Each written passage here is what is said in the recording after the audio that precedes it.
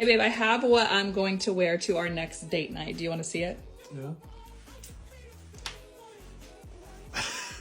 What the hell is this? This couldn't even fit on my leg. How is this gonna work?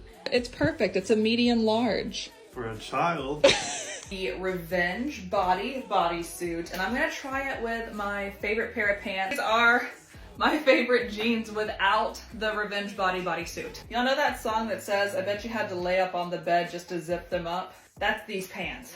We're filling them out nicely. Gotta suck it in. Ooh, to zip it up. And now let's try it with the bodysuit. Look at all that room. And I have to struggle to zip them up, and now, easy. Plus, the bodysuit is actually just super cute as a top. There's adjustable straps if I want to like give my back some more breathing room. I'm obsessed with this. So for reference, I am 5'7", and I'm also a size 34C. I was actually able to get away with the medium large. I wish you guys could feel this. It is like one of the best materials.